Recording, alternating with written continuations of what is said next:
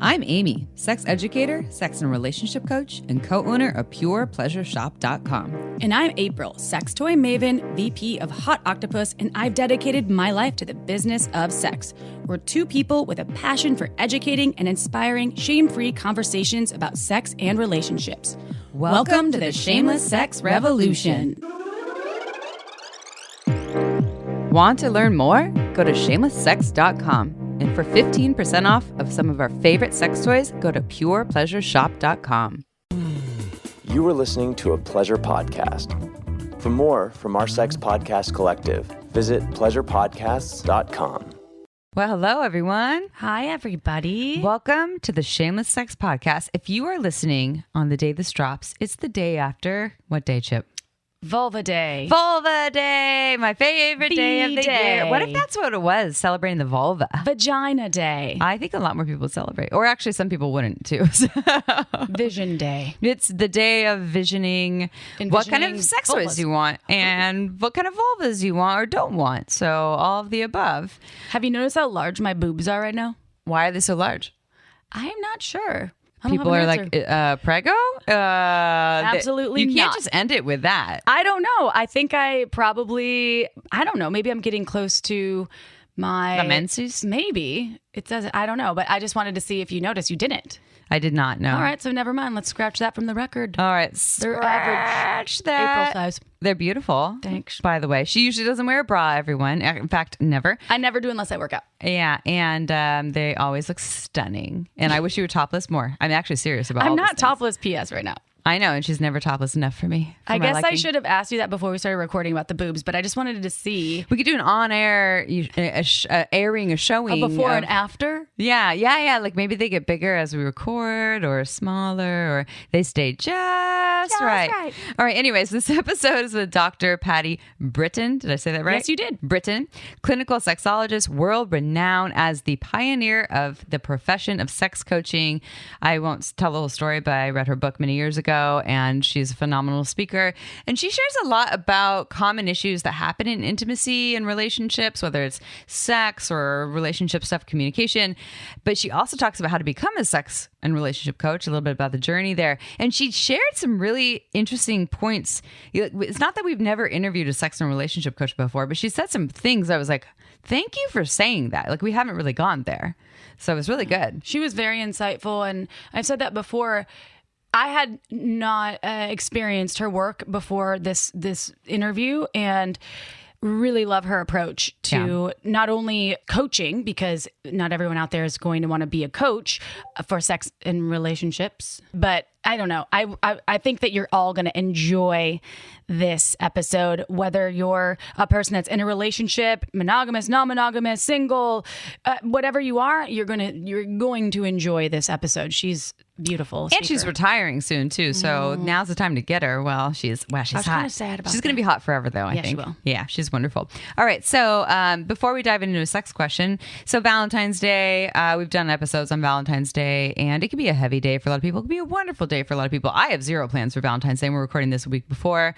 I've actually literally given zero thoughts, other than the masturbation I want to do, maybe, or the orgasms I want to have.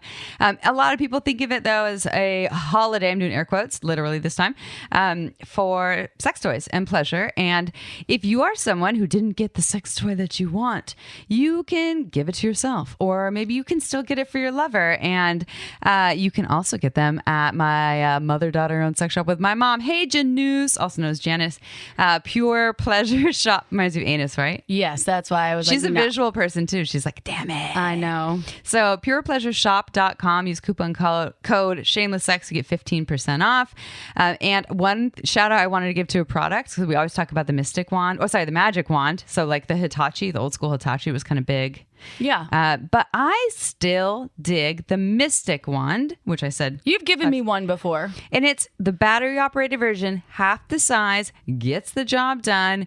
If you run out of batteries, you replace it, so you don't have to worry about charging it. It's half the price as well. It's tiny. And you don't have a baseball bat between your legs, which is sometimes a little frustrating with the magic wand. Totally. It's still super powerful. And I know, April, your go-to still is to plug it on in. And I still love the magic wand. It's a pain in the ass to plug it in, though. I will say. It's not convenient. Oh, You know what I got myself for Valentine's Day? What'd you get yourself? We're not sponsored by them or anything, but a pie from the Milk Bar in New York City. I ordered it. They deliver it? You can come over and eat some with me. I was just thinking about that. I ordered it. I have plans for Valentine's Day now. Yay! So come over. It is literally like the most addicting, and I'm not. That's good self-love. Thank you. Yeah, I'm not gonna eat the whole thing. I crave that. The last time I had it was a couple of years ago, and just a nice little treat that you never get yourself when you have birthday cake at a birthday party. If you like, and if you don't like sweets, something savory. But I thought that it was genius. It's like $80 for this fucking pie. But you love I was like, that I don't much. care. No, I think that's beautiful, and I'm totally coming over. Yeah, and then you can use your mystic wand after. Oh, together?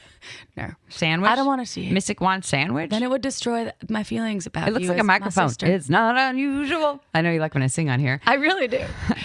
We also, just so you know, if you continue to listen, we'll talk about Like a Kitten. If you continue to listen. If you could, don't stop. Like a Kitten also has a wonderful V-Day box as well. Well, it's the build your own box, but you will find out more. And they are a lovely sponsor, and we love their box because, well, we love boxes, and we both received one for this. And that's maybe something that you and I will do together after we mac that pie. Milk bar pie. Yeah. All right, time for a sex question, Let's Chippo. do we're it. keeping our intros Short and sweet. All right, so I really dig this sex question. You will find out a little more why. And I'm curious if you can relate, Chip, but maybe not.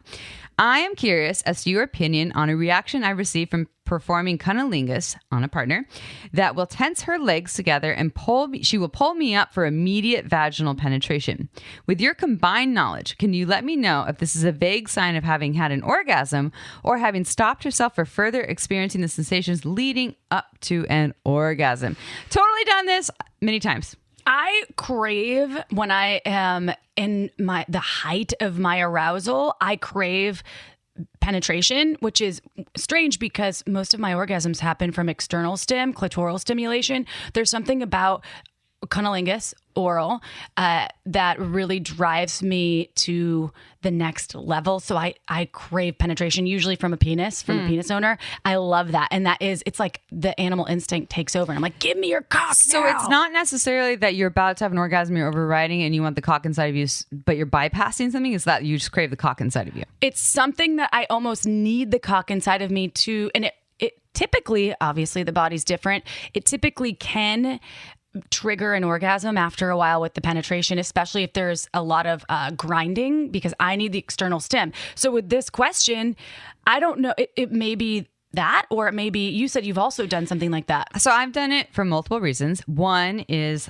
so for me to have sex, and when I say sex, it's an umbrella term. So like oral sex is sex. Someone's go down on my pussy. I'm an energetic, and if you haven't listened to episode 126 with Jaya, and there's a little quiz on there that you can do for free that will tell you what kind of how you feel your arousal and turn on your sexual connection. And an energetic person generally doesn't do well being disconnected from the energy of someone else to feel turned on and aroused. So when someone's going down on me, first of all, I'm very complex. You know this, April. I'm a Rubik's Cube. Number one, I have a receiving barrier. I've had it since I was younger because the first couple of people I had sex with did not go down on me. And so relaxing into oral sex is hard for me. Number two, I'm energetic. So to feel connected to you, I somehow need to really engage with you. And a lot of that has to do with eyes, words, kissing, some sort of connection. And I can do all kinds of things like doggy style sex. Yeah, I'll still turn around and look at you, or I'll be looking somewhere at your body. So yes, I've experienced this where I will pull my partner up because I feel like I need more connection to actually feel more. I have also done it because I've just craved the cock inside of me. And I've also done it because it's been too much and I actually don't want your mouth on my pussy anymore. Instead of saying something, I'm pulling you up. I've done all of these things. I have not expressed to my partner or partners. Here's when they're happening at different times. So that's why I can see when I read this question, I was like, oh my God, this is so me. And I can see why you're confused. Because the questions this person is asking actually isn't exactly even what my experience is. Mine's even more complex. I'm not saying that this is happening with this situation. I have pulled people up before when I didn't really enjoy what was going on. Where That's I'm your way of like, let's switch it. Yes, because I wasn't going to say anything in that moment that would turn the situation off. That is actually a good perspective. Totally. So, and have you watched Gwyneth Paltrow's Sex, Love, and Goop on Netflix? yet. It's like five episodes. Yes, it's not yes. the one that Betty Dodson was in. It's the Oh. season after that. Oh. And Darshana's in it, who's been on our podcast. Darshana No, Avila. I guess I haven't, which is weird because I definitely should. So they actually have, so they're working with 5 different couples with 5 different sex and relationship coaches or sexological body workers and therapists. It's fucking beautiful, by the way. I honestly, like some of the sex questions I get like, just go watch that. And it will help you. But there's a couple there, and there is a vulva owner, a female identifying vulva owner woman, who braces every time she's about to be touched on her vagina, or well, her vulva, because no one's inside yet, but especially if someone goes inside. And it's not Darshana working with, it's Jaya's working with her actually. And Jaya's like, so the minute, the hand goes there, she feels like her body tense and the legs tense. Nothing feels good when you're super tense like that. Like it's usually like your body is now clamping down, and so there's not this relaxation and then the blood stops flowing. Jaya asked her, she's like, this is because of like the speculums that have gone on you, the tampons, and the partners you've had that have just touched you without you saying anything. And I was like, oh my God, that's so me a lot of the time, where my body's like just bracing to protect itself, but I can't just unthink it with my brain. I need a lot more to undo that. And I honestly just probably need to speak to it, whether I know it's just because I want a cock inside of me, or I'm bracing because my body's too tense and I want something different, or, like all the reasons why I think I could use to speak to it. So for this person, I would suggest The person receiving or the person asking the question? Asking the question, okay. Because they're the one asking, to start up a conversation. Hey, this happens. I noticed this, and I love pleasuring your pussy, and I don't want to make you, there's nothing wrong. And I'm curious what's happening for you when that happens. When you pull me close, is it because you really want your cock inside of me? Do you need me closer so you can connect with me? Is it because things are feeling like too much and you're trying to switch it up? Because I listened to this podcast and these were the suggestions. And also here's a season thing on Netflix that we can watch to learn some things. Oh. Well, yeah, that's good advice. Yeah, I mean, when I read that, I was like, oh my God, reflection on my own work. So there's so many interpretations for things, especially when one of the people in question hasn't asked the question. We don't know. So we don't know. So that I like I'm also going to watch the Gwyneth Paltrow situation. It's really, really good. Like it's so good. And me and my crime shows, that's all I watch lately. Yeah, this is what I put on when I really want to like pay attention and learn something. And for you and I, we learn about sex all the time. So I just watch Euphoria to learn about teenagers and drugs these days. Did you see the recent episode? Yeah, I've seen all We're of them. not even going to go in there. No. That bummed me the fuck out. Oh my God. I was like, stop. Shout out to Zendaya's incredible I had to actor. turn the other way. Okay, anyways, we're moving on. Yeah, We're at 12 minutes. Shit. Oh, damn it. All right, let's do a bio. Great advice. Thank you, listener, for that question. And we hope that you have some conversations and that can lead to a general conclusion about that situation. Okay, short bio. Short bio. It's short. Dr. Patti Britton has over 40 years of expertise as a clinical sexologist, author, and sex coach. Patti teaches professionals keys for helping their own clients, patients, students find solutions to their sexual roadblocks.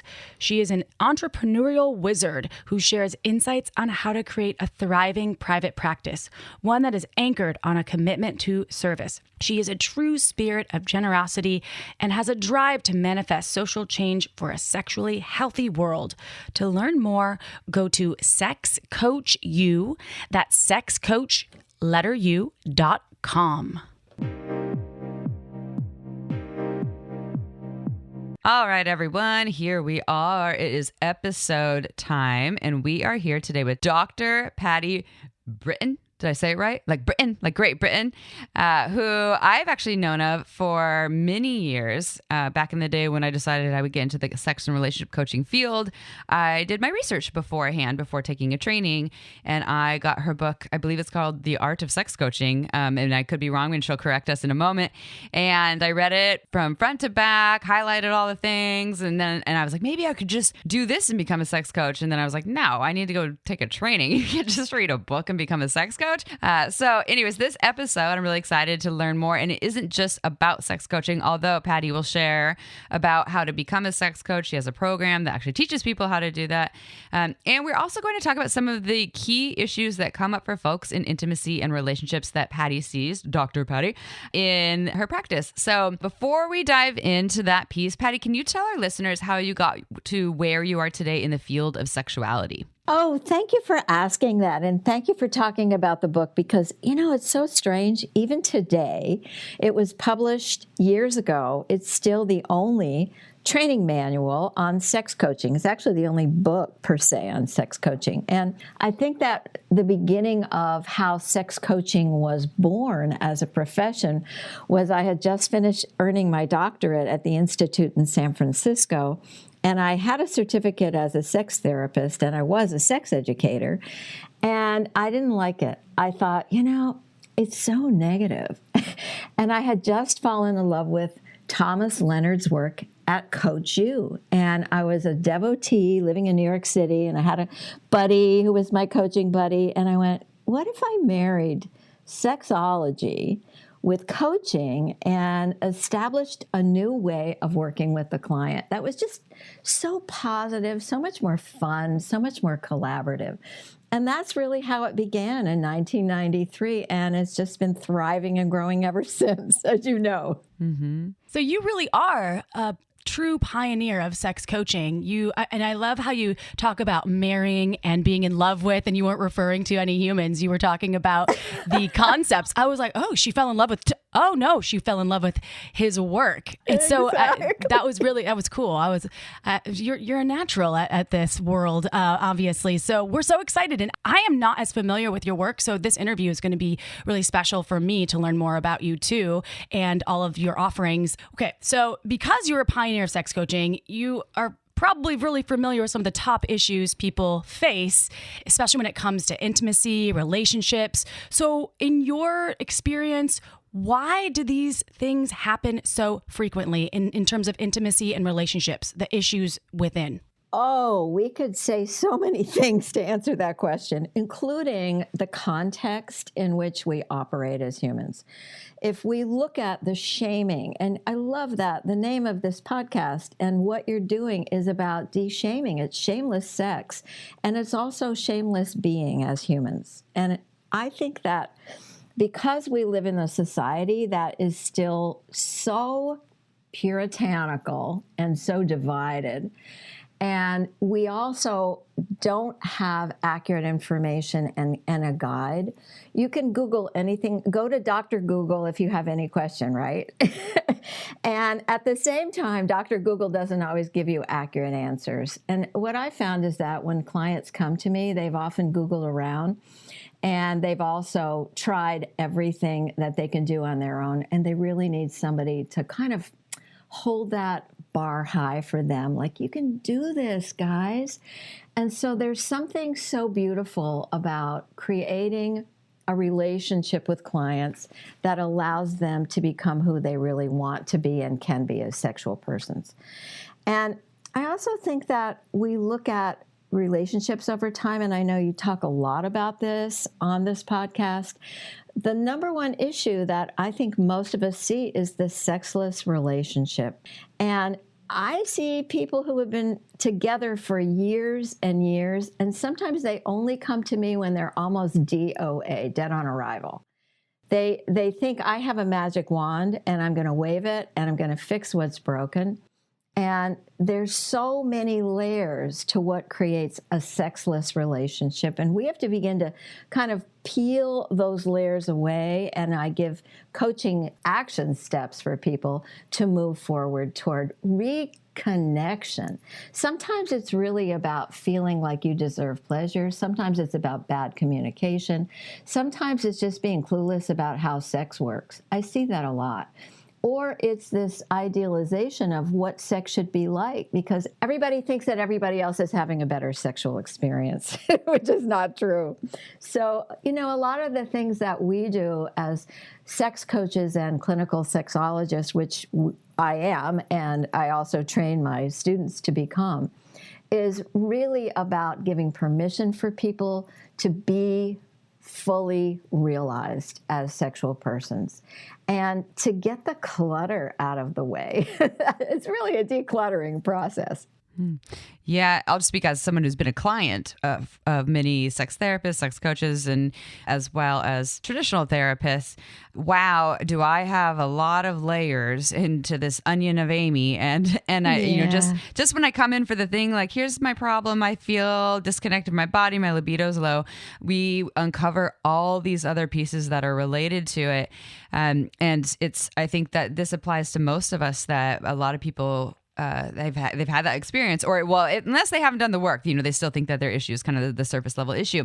So let's break down some of the top issues, and these are some of the top issues, I guess, that we've seen from our listeners and their sex questions, and we'll kind of list some top issues as categories, but also if you can kind of highlight just some ideas. I know that you could talk about this for 20,000 hours, and you're retiring soon, so you don't have time to do that. But just our listeners love just like a couple ideas or applicable tools and tips on how to work with them. So let's start with penis issues. So specifically ejaculatory and erectile control issues. What would you say are some of the ways that you assist people in working with that? Well, first of all, I think that it's really shocking that I love working with male clients, that most guys don't know that they have 2 phases to their orgasm. So that's step 1, letting them understand that first is the orgasm, then there's ejaculation, and there's this magical moment in between where lots of control can happen and lots of pleasure can happen and lots of ecstasy is possible. So teaching men how their bodies work is really step 1. And guys, understanding that ejaculation does not come before your orgasm. And if you can learn to find that moment just before the point of no return, then you can regain control. I have a system that I use that I teach my guys called Back It Up. And through masturbation, they can actually learn what are the signs and signals that are going on in their body and also in their mind as they approach the point of no return. And then they can back it up and practice and practice and practice so that they don't really hit that hot zone just before the point of no return where ejaculation is inevitable. Also, I think the penis has a mind of its own. I really do. And sometimes I use humor a lot with my clients. Sometimes I say to my male clients in particular, well, let's just go back to how you began. Most boys are born penis first, and then the body comes out. Because it feels that way to so many men, that their penis really has a mind of its own and maybe runs their life. And so learning how to go, this is Michael Castleman's work, to go from local to global pleasure, to get out of just being genitally focused and feel pleasure in the whole body, and to learn to slow it down, and to learn, I tell all of my clients, especially couples, you got to put the damn smartphone away. Mm-hmm. Right? Because we're so habituated, all of us, to these triggering responses when we hear a or a ping of any sound, or even just visually on a smartphone, on our laptop, on our iPad, and it takes us away from being in the moment. So being able to be in the moment is actually the key for penis owners and also vulva owners, particularly penis owners. So I could say more, but why don't you ask me where I should go? One thing I want to also back it up, not with the penis, but this conversation, the do not disturb function. I am extremely ADHD diagnosed at a young age. And the do not disturb function on the phone is what Amy and I have to use when we're recording podcasts. That can be your best friend these days. If you don't have that function, she's like, Chip, did you put it on do not disturb? I know. I'm like, Amy, you didn't do it. Cause her phone does this whistle thing too. So it's super distracting just in life. So I love that. Put your smartphone down, put it away, put it under the couch if you don't want to do not disturb it, if you're afraid someone's going to call with an emergency. But I love that advice. That is super good. I wrote that one down. Okay, so what about mismatched libido and sexless relationships? You already mentioned how common that is. Well, I've had clients who have been so mismatched that this was a heterosexual couple. She wanted sex the night before she got her period, so every 28 or 30 days, and he wanted sex 4 times a day. That kind of mismatch That's a really, really tough one to find a middle ground. And that's really what it's about. It's about that idea that we have to communicate, we have to negotiate, and then we have to agree, and then we compromise. And that's a C word that a lot of individuals and couples in particular really don't want to hear. They think compromise is a negative, a loss. And in fact, it's not. I always coach my couples, let's look at this as though you're part of a team and not adversaries. So if we can work like a team, even like a business, I actually have my couples write their contract for how they're going to run the corporation of their relationship. And that's really a fantastic additive to a relationship where you know what the boundaries are, what the agreements are. And you can keep going back to it. And it gets you out of being triggered, by the way, and really angry at each other. So this idea of mismatched libidos is trying to get people to work toward the middle and having communication skills to do that. We could spend hours talking about how to coach couples to communicate without being at war with each other. And I'm sure you have talked about that many times. But knowing how to be kind, knowing how to see ourselves as allies and not enemies, and really looking at the good of the relationship. So sometimes it means you do something as a gift to your partner. Like sometimes not obligatory sex, that's a terrible thing, but sometimes sex as a gift. If we look at Betty Martin's work, The Wheel of Consent, I love her Wheel of Consent. I love it. Right? Yeah. Because when you're in that position on her Wheel of Consent, where you're actually allowing, you can actually give a gift of your body, your sex, to your partner or a partner. And it's okay to move toward the center even if you don't have desire. Because libido, and you know, women's desire, and we're now learning that men's desire as well, is not an automatic response. Women are not hanging on the edge, most of them, wanting sex. They're more responsive to sex. We can look at, you know, being able to say yes to sex and being able to receive pleasure as well as to give pleasure. There's a whole continuum of how libido works. I am one of those women and who is like almost 100%, sometimes 95%, but just responsive. And very rarely do I walk down the street and just feel turn on by itself. We're like, Exactly. I'm just really horny right now. It's super rare. And so it's very much co-created or solo created just with myself, which brings me, this is just a side note question to the libido thing. And also to the penis issue thing. How often is masturbation the homework? Is that common for a lot of these issues? Absolutely. You know, as a sexologist, I would never impose my values on a client. I would find out what the value system is for that client. And because I work globally, I have clients who come from very strict religious code, for example, where masturbation is forbidden. Most people are open to masturbation. Let's face it, it's the foundation for all partner sex, according to Kinsey many, many, many years ago. And it's still valid. And that's how you find out who you are. That's how you find out how your sexual patterns work. So masturbation is always a key to partner sex. And masturbation is its own sexual experience, its own sexual outlet.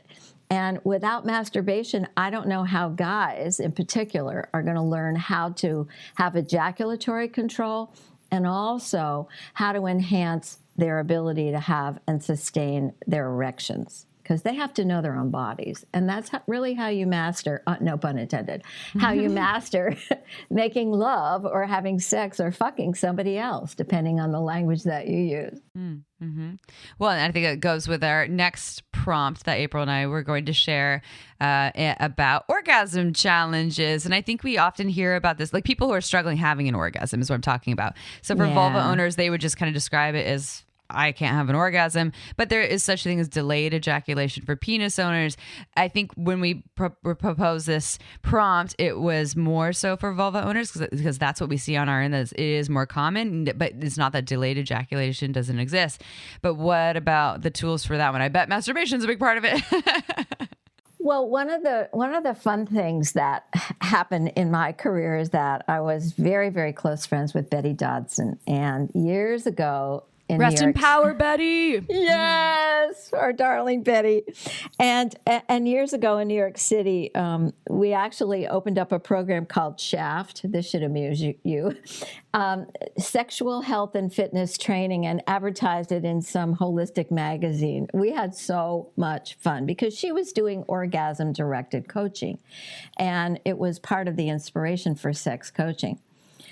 I think that a lot of women don't feel they deserve time to experience their orgasm. That's one of the big issues for vulva owners. And I think also not knowing what you want and not knowing what your body needs and your mind. Because my system is a 5-part holistic system called the Meeb's signature system. That was going to be a question. I'm glad you're going into that. Which is really, when I work with a client or I teach someone how to work with clients through Sex Coach U, I always teach the Meeb's system, because you have to really open up. What are you thinking? What's in the mind? M is for mind. E is for emotions. B is for body, which includes body image and behaviors. E is for energy, and S is for spirit. And what I do is I actually get an assessment of every client and look at their MEBES. What's blocking you, I say. And so we look at that, and then we, over time, unpack what are action steps that you can take so that you can be in flow. It's all about being free and in flow. And what I find is that for many women, they either feel shame, particularly about their bodies. The body image issue for females is really strong. It's really what shuts down a lot of women. They hate what they see in the mirror. They hate how they taste, how they smell. They're worried about being judged. They're worried about being rejected. And so what happens is energetically, they contract. And when you contract, I don't mean a contraction as an orgasm, I mean energetically contracting. And what that is doing is it's actually prohibiting you from having the energy flow so that you can actually have an orgasm. Because guess what an orgasm is? It's letting go. And it's, it's a funny thing. You have to build tension, first be relaxed, then build tension in order to let go. And it's something that really isn't natural. Sometimes we actually need to be taught or shown how to open that up in ourselves. That's why we love Betty so much. She was really the mother We were of all supposed that. to do an in-person workshop with her. Really? Well, it was delayed. It was canceled because of COVID. of the pandemic. She passed only a month or two and then later, she right? passed right after that. We were signed up almost a year in advance. We signed up. Yeah, we signed up a year in advance. We're like, we have to do this. It was be super edgy. We're like, we're going to be getting naked around a whole bunch of people and showing off our pussies and telling you, like, here's my pussy, and then masturbating together. And we didn't get to do it, but yeah, maybe we'll still do it with Carlin. Okay, time for a quick break. This podcast is free to you because of our incredible sponsors like Everlywell. We always talk about how important it is to make sexual pleasure a top priority, and knowing your STD status can give you powerful peace of mind that can protect you and your partners. Everlywell at-home lab tests give you physician-reviewed results and personalized insights so you can take action on your health and wellness. I recently needed some STD peace of mind, so I took Everlywell's STD test, which checks for 7 sexually transmitted infections that could harm you if left undiagnosed. I shipped my sample with a prepaid shipping label and received results within days. It was so easy, and I never had to step foot inside the doctor's office. How's that for shameless screening? Everlywell offers over 30 tests so you can get informed about you, from food sensitivity to metabolism to thyroid and women's health. And for listeners of the show, Everlywell is offering a special discount of 20% off at-home lab tests at everlywell.com/shameless. That's everlywell.com/shameless for 20% off your at-home lab tests.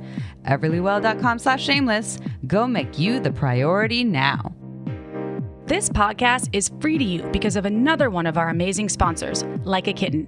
Valentine's Day has come and gone. Did you step up your love game by spicing things up this year? If not, have no fear, because Like a Kitten is here to add some erotic newness into your bedroom game. It's not too late to order their BYOB, aka Build Your Own Box, with all your sexy essentials. You get to choose one item out of each of their 6 categories: toys, beauty products, lubes, games, sexy accessories, and lingerie.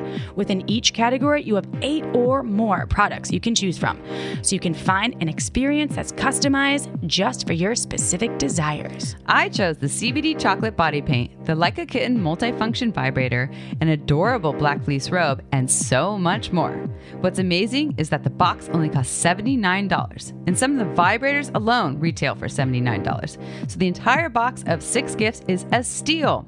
And right now, Like a Kitten is offering our listeners 20% off and free shipping when you go to likeakitten.com/shameless or enter code shameless at checkout. Surprise your partner with an amazing Valentine couples box. Just go to likeakitten.com/shameless or use code shameless to get 20% off.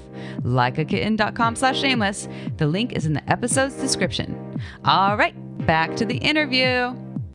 Patti, Dr. Britton, excuse Dr. me, I Britton. should say the full thing. Oh, you can call me Patti. Oh, I feel so special. Do you have, so for the body image issue thing, I just want to touch on that lightly because that is a really deep and triggering topic for some folks because it can happen anytime in your life. You may feel really good about your body at one point in your life and then you shift, age or stress, different things trigger you to not love yourself the way that you did, or maybe you're a person that just never has, you don't know. What are there any applicable quick tips that could be applied to some folks? Is it just getting therapy or working with folks, or is it mirror gazing at your body, or any quick suggestions there? Oh, I love that question. It's funny. I'm thinking back to an event that I co-led with Betty. Funny, it's brought me right back into it. It was at Omega Institute for the Healing Arts or something in upstate New York, and we had 44 women naked in a room for a weekend, buzzing with Hitachis and cords all over the room. And one of the women had the scarring from a double mastectomy. And it was such a powerful experience for her and for us to see the breakthrough to get to self-love. And that really is a message that I promote. And I think that accidents can happen, aging. We could talk for days about aging because that's my specialty. and I'm in that cohort. But really, some of the silliest and most benign things can set you down a rabbit hole of self-loathing, right? Of hatred of what you see in the mirror or what you see when you do you bend over in yoga and you go, no, this is my joke. Whose legs are those? That couldn't be my skin. But anyway, I think we have to reverse all that negative self-talk. And one of the ways to do that is the classic mirror exercise. I actually train people I have an international training that I do pre-COVID once a year for 6 days. It's a Heal the Healer event. And that is where we really dive in. And having people look at themselves in the mirror and being prompted to actually look for the good, starting at the top of your head and going all the way down your body in a full-length mirror, naked or in underwear or bikini, and finding the good and anchoring into the good. We have to learn to do that. I also think that everybody has how you find your sexy. Sexy, I used to teach this course at iVillage millions of years ago. Sexy is an inside job. And we have a way that we can anchor into or tap into what makes me feel sexy. Is it wearing a long, luscious robe with faux fur around it? Not something totally revealing, but something that really evokes our sensuousness, our sensual nature? Or is it something that we can say, or opening up all of our senses so that we realize that our body is more than just that mirror image? Does that help? Totally. And I have another tangent-y question on that note. I feel like it's a lot easier. The idea of sexy, vulva owning individuals, especially who identify with being, in their feminine side, or they identify as women, sexy is something where they're like, oh yeah, sexy. And not everyone that identifies as woman or female knows how to be in their sexy. And so I'm not saying that they don't have challenges. I'm one of those people. Remember when we did that class, the stripper class? I was like, I'm walking around like a bull in a china shop. I was like, I don't know how to do this. Anyway, it was funny. We all have our own versions. What I'm hearing you say, and April's a great example. And actually, we have another mutual friend who, our friend who has a lot of fucking sex, like the horniest bitch ever, and also doesn't really feel as like a super sexy person. So I guess it'll be a 2-part question about that. But my question was more about penis owners, though, because when we talk about sexy, penis owners, like they don't really have like a great category for that for sexy, because this is like, am I a man here? Do I grunt? What do I do? And cock swing? Yeah, do I swing my dick around? So like, I guess that's the question for you. Like, do you ever work with people on that? And what is would that apply to penis owning folks who identify as man, male, or masculine? I think for penis owners, it's more about what's your turn on. And it could even be what's your kink. Because I was thinking about what you're asking in terms of sexy. It's not necessarily the black lace boudoir attire or negligee, which we don't even, talk about in our current culture, but it could be something that is much more in the BDSM realm. It could be something that's, a bondage gear, or something that is really playing outside the comfort zone so that people open up. Because excitement, we know, is part of what opens up the dopamine response in the brain, which makes us feel turned on and excited. And it's part of what often is the cause of sexless relationships, because it's same stuff, different day. And so changing it up is part of it. I don't know that in my over 40 years of working with males, females, couples of any orientation or identity, that a penis owner has said to me, how do I find my sexy? I think he's more about first of all, as a sexologist who works with clients, we find the people who come to us are people who are the unhappy campers, or they wouldn't be coming to us. So, so the happy campers are doing all kinds of wonderful things for, without problems. It's for 2 years, and then they're your client. and after 5 years, they come to me.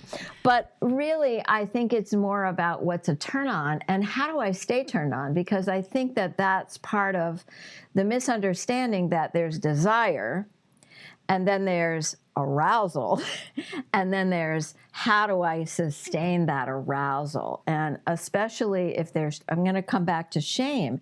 If there's shame about what's my fantasy, if there's shame about what really gets me going, if there's shame about what makes me really feel sexy, maybe it's putting on girlfriend's underwear that may make the penis owner feel sexy. I've certainly had clients like that, which I love. And maybe it's wearing something rather than taking something off. And, going in that direction, I think that's one of the mistakes that couples make in particular, is thinking that everything has to be pushing toward naked. And in fact, the eroticism is often much hotter than the naked time. And so sexy, it's funny, I have a young couple. Well, they're not so young anymore. I've worked with her for 3 years, and now he's in the picture, and they just got married. And they finally have taken my coaching, and once a week they have what they call sexy time. And sexy time is their secret code for let's do it. Let's make time for us in a sexy way.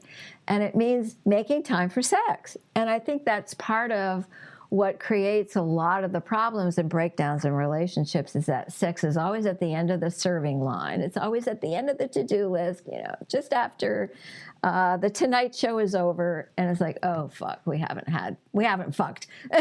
And now I'm too tired. So. And now I'm too tired, and we have to do it, and I don't like it that way, etc. So making time for sex, making time for us is so important. And also I think that great sex begets great sex. That sex that is working is really part of the formula for feeling sexy. And so doing it is often what allows you to want to do it more. So I think that's really a secret that we don't talk about enough. Yeah. That's like from the movie 40-Year-Old Version, which I tend to quote often, where he's like, excuse me, if you don't use it, do you lose it? You're like, I love that movie. It's true. I know, me too. Every time I think about that. That's awesome. And it's true. I really believe, and I am a pretty... I feel like sexual person. Amy always says that I'm DTF, and we've had a sexological body worker even tell me that I was, and that she's like a Rubik's Cube. And it's true. In a nice way. And it's true. However, sometimes if I go through bouts of not having any sort of sex or masturbation and not getting my arousal flowing, I do fall into a sexual rut where it's hard for me to get turned on. Even when I watch scenes from a movie that I know would have turned me on when I was it's like active. Crickets. Yeah. I'm like, what's going on? Is this thing on? I'm like tapping it like my microphone. I'm like, come on. If it's I love that advice. You have to it's a practice like everything else. So I like also the sexy time. I always do this voice like, do you want to make sexy? That's what you say. That's what I say. Do you want to make sexy? Oh my God, that's awesome. Sexy. Anyway. Oh, that's cute. Well, let me tell you, it's funny you should say that, because this particular client is really a representative of something that happens in couples' real lives, any kind of couple, and that is laughing during sex, humor during sex. And you know what? It cuts it off. It's a total shutdown. And it doesn't mean we can't be playful, because sex should be playful. It should be for pleasure and many other things. It's that when we're laughing during sex and we're building this energetic path that is escalating up and up and up, when we laugh, we break it. And so I coach couples sometimes, it's not where you do your stand-up act, as in comedy, and keep the joking away from in the middle of building arousal to orgasm. Save it for another time. And so I this is where my model of MEEBS comes in, where energy plays such an important role. Where's the energy flowing? Where's the energy going? Where's the energy in terms of what's happening within my own body and what's happening with my partner's body? We have to be in that flow. We have to be connective. And laughter is really like taking a sharp knife and going, boom, stop.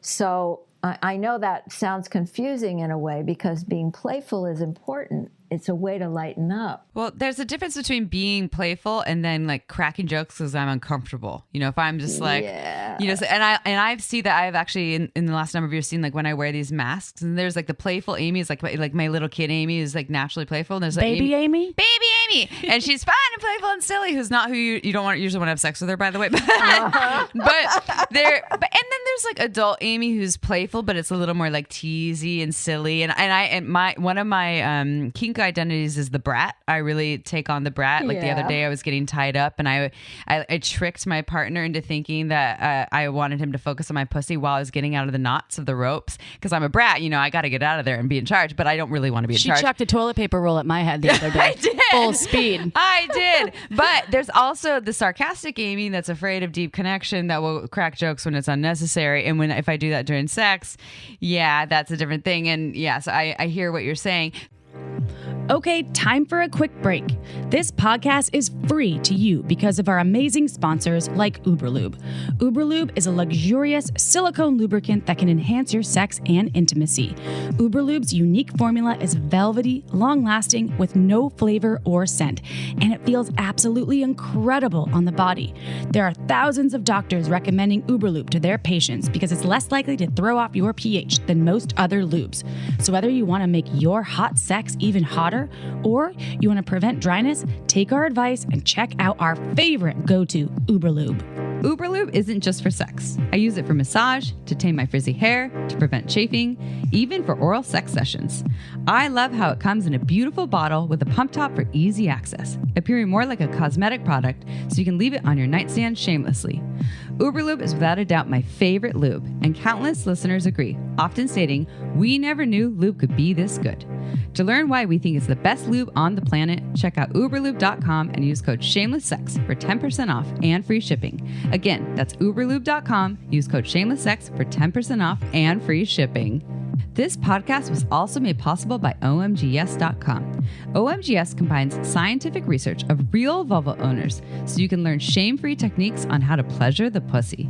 OMGYes studied 20,000 plus people of all ages and turned the research into animated modules, short videos, and beautiful infographics that are tasteful and easy to understand. Whether you want to learn about external pleasure, internal stimulation, or techniques with toys, OMGYes can help you master vulva pleasure. Let me tell you, I've been recommending OMGYes to my clients for years, and it's been changing their lives because knowledge really can activate your pleasure power. OMGYes is for anyone who cares about vulva pleasure and wants to take it to the next level.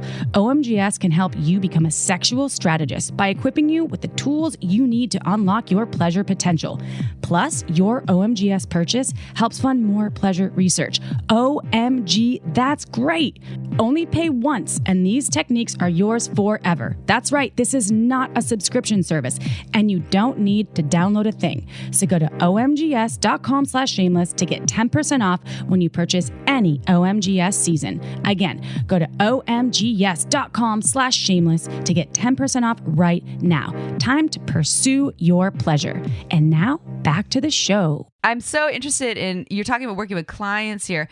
If you could just elaborate a little bit just about the approach, like what a session might look like, and we have to paint the whole picture, but just give our listeners an idea of what would that look like, whether they're single or individual couple. How do you work with them? Well, we always begin with a check-in, a kind of weather report. If I'm just meeting someone, we get to know each other, of course, and then I do a very comprehensive assessment of who they are, where they're at. I have some really fun forms that I've created, like what might be your spirit animal, all the way from that to what was your last testosterone report. And I also feel that the client sets the path. The client has to find a way to articulate their goals. Where do you want to get to? Where are we going? And I always bring them back to their goals, especially if there's an emotional event that occurs along the way. And it's really a dialogue that is asking the client what's working, what's not working, and then how do we intervene. And the end of every session, I run 60-minute sessions. They're, of course, now all on Zoom, unfortunately. And I end every session by asking the client, what are you taking away from this? What's the biggest aha? And that's a way of bringing your mind back in, especially if you've gone down an emotional path. And we move the client over time. It's never a one-time event. It takes time. It takes time if you've been in a relationship for many, many years to really decompress, take a look at the relationship. You have a guide. You have somebody objective. You have somebody facilitating. You have somebody walking down this road with you. And it's a very loving experience. It's a very caring, protective in some ways, but also empowering experience for clients. And I work with clients. I specialize in working. I love working with the 40-year-old virgins, for example. They're one of my absolutely favorite client types. And I often engage surrogate partner therapists to work with that person because they need to have physical experience. And can I ask you about that? Is that easy to find? Like if someone doesn't, so say someone lives like, out, 2 hours from Atlanta, Georgia. It's such a tangent, but I've actually talked to people where in my mind, I'm like, you need to experience connected, authentic, consensual sexual touch to overcome this piece.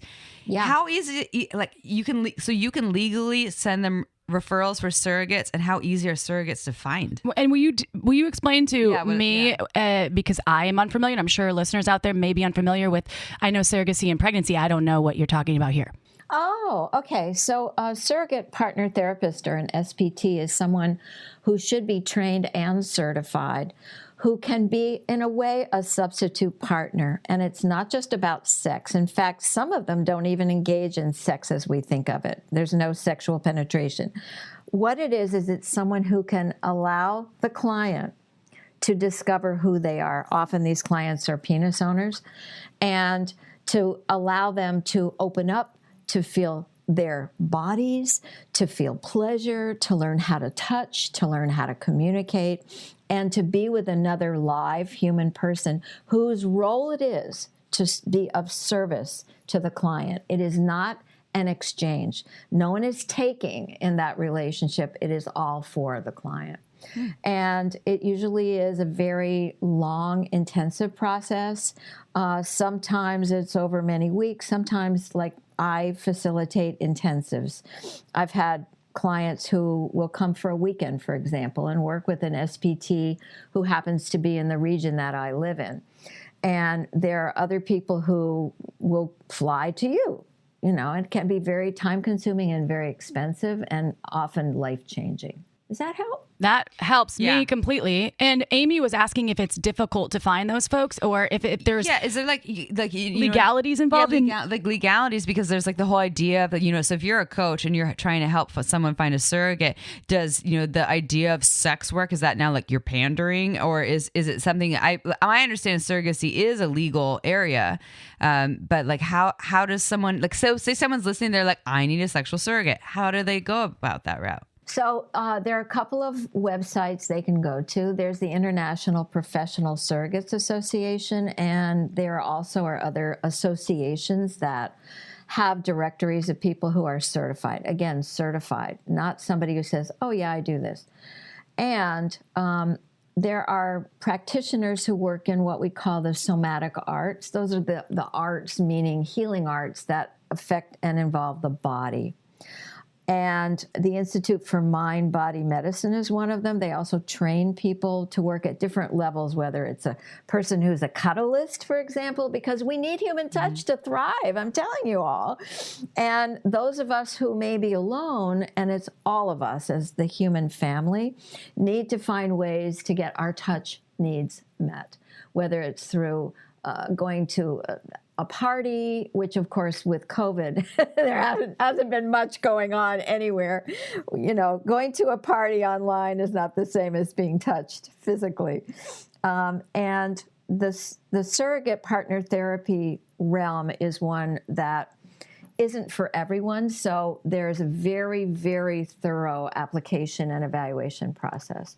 I've only worked with penis owners who have qualified for that, and usually it means that I've worked with them for 4 or 5 sessions first to make sure that they're really a candidate for this.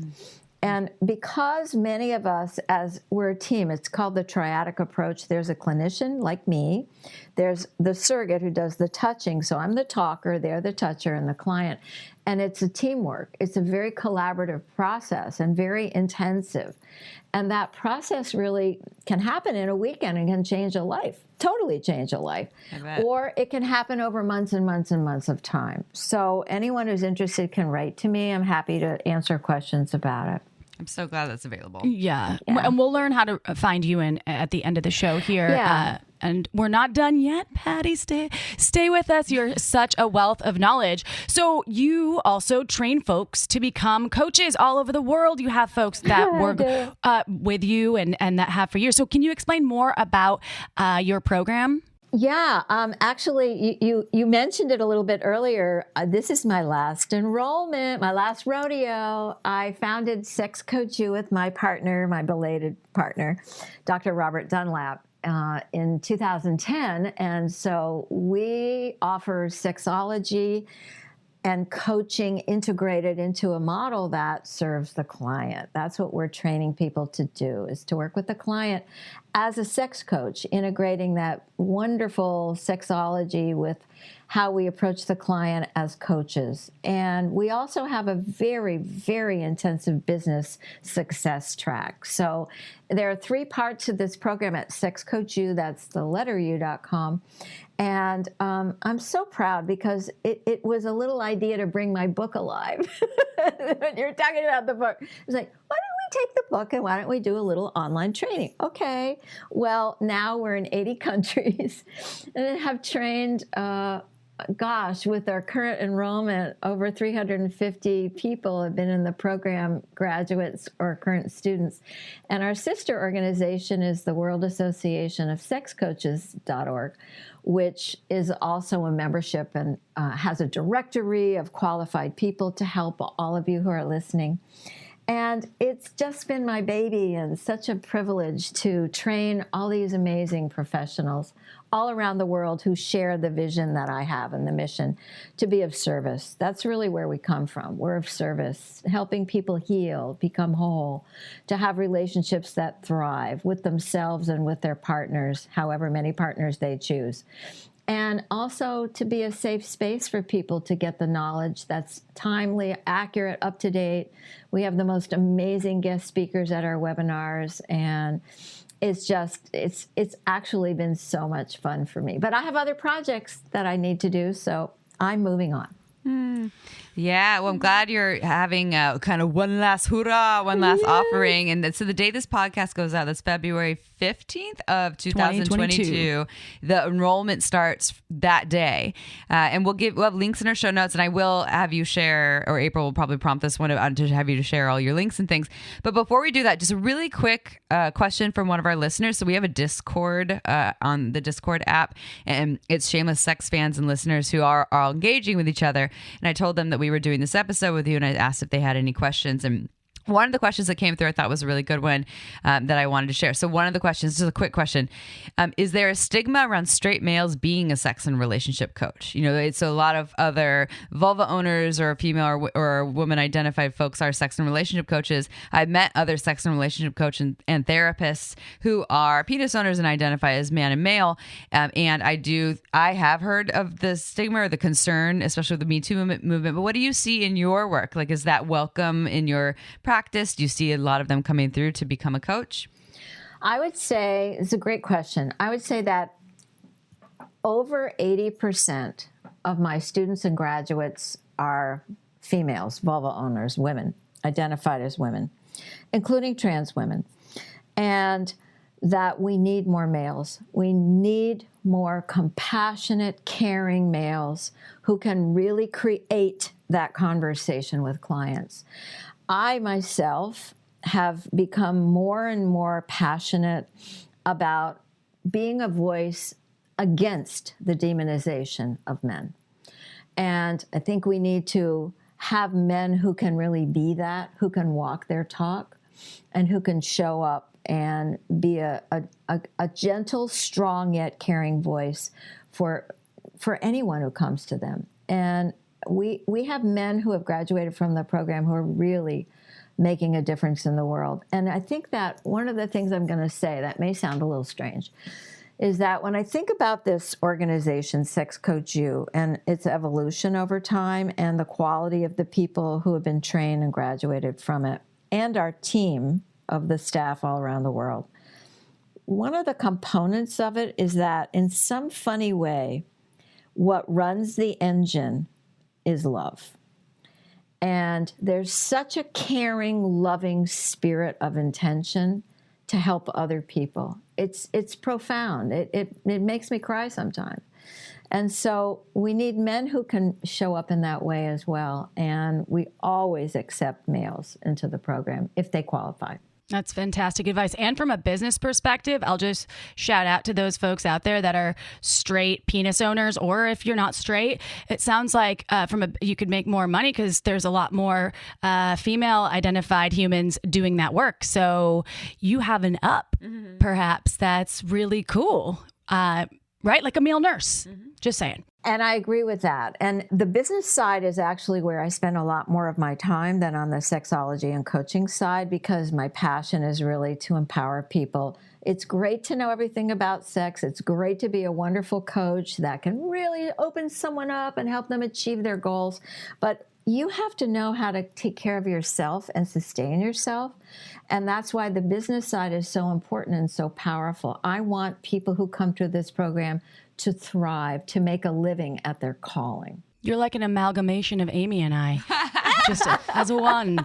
I love it. You're our spirit animal. More Wait, that's fun. Susan Bratton, but you can be our spirit animal too. Yes, we can have multiple. Well, okay, so Dr. Patti Britton. Nope, Britton. Just kidding. Nailed it. Why do I want to go Brighton? No, it's Britton. Just like the Brits. How can people find and work with you? I know that you are retiring, and congratulations on all of the beautiful things that you've imprinted onto the world in your years in this field. And I know you're still going to be doing things, but if folks want to find your program or they want to find and work with you, how can they go about doing that? Thanks for asking that. I am taking clients, only a very few. Most of them are, believe it or not, referred by their psychotherapist who's given up on being able to help them. And because they have no training or comfort with sexuality. And drpattibritton.com is my primary website, and there's a form there for people to fill out, to contact me, as well as a very thorough kind of explanation of how I work and what the MEBS model looks like in action. I think that's really important to take a look at the coaching page. And then I'm also still at sexcoachu.com, where I'll be until June 1 of 2023. I am the mother of sex coaching, and I will stay the mom of all my kids until the time is right for me to move on. So I welcome anybody.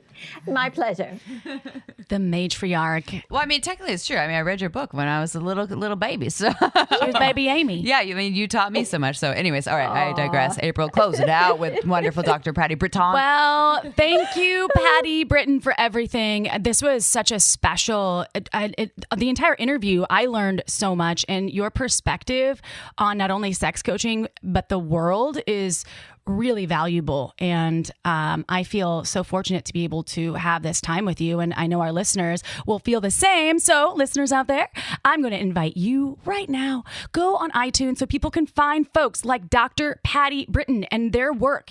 And it helps more people just tune in and feel less shame in their sexuality in their lives. But you need to give us 5 stars on iTunes. That way we crawl up the chain. More people find us. It's their algorithm. Don't ask me how that works. If you work at Apple, you might be able to email us and tell us. But just go ahead. We read every single one of your reviews, and we love each and every one of you. Thank you for being part of the Shameless Sex Revolution. We'll see you next Tuesday. Ciao for now. Want to learn more? Go to shamelesssex.com, and for 15%